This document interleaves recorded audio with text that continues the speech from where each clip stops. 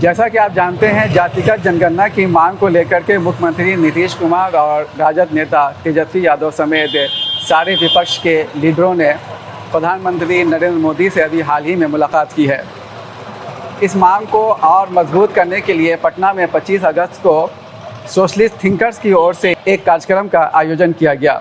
इस कार्यक्रम का शीर्षक था जातिगत जनगणना से बढ़ेगी लोकतंत्र की खूबसूरती।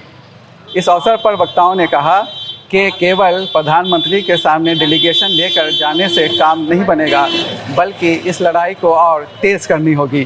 पैदा हुआ, उसके बाद कानून मजबूर बनाना पड़ा सरकार को। सुप्रीम कोर्ट में केस हार गई तो सरकार का विमर्श को लागू करने के लिए दुर्गेश जैसे लोगों को हम बात कर रहे थे कि इलाहाबाद की इंस्टीट्यूट के लोगों ने भी उसका जो बड़े नाम बताया, जिन्होंने कि बड़े दुबे जी बनते हैं, बड़े अपने राजनीति के बनते हैं, तो उन्होंने भी प्रत्युत्तर में दिया। तो दुर्गेश जी की जो लेखनी जब हुई तो दिल्ली में चर्चा हो रही थी कितना जी इस पर लेखनी हो।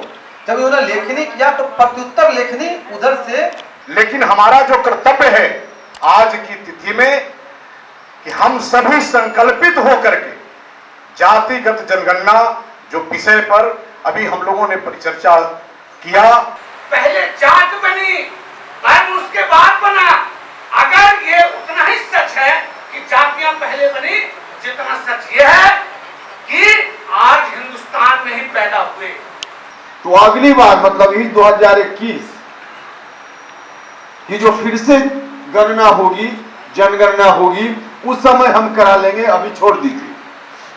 और यह बात किसी और ने नहीं कही थी, भारत सरकार के वरिष्ठ मंत्री ने, उस वक्त राजनाथ सिंह जी भारत सरकार के मंत्री तब भी थे और आज भी हैं।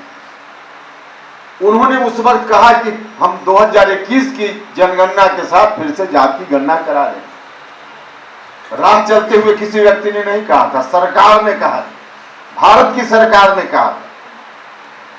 आज जो लोग भी कहते हैं कि जातीय गणना होने से यह हो जाएगा वह हो जाएगा, उस वक्त क्यों आपने कहा था कि जातीय जनगणना 2021 में हम करा लेंगे? क्यों कहा था? यह बात उस समय समझ में नहीं आई थी कि तनाव हो जाएगा।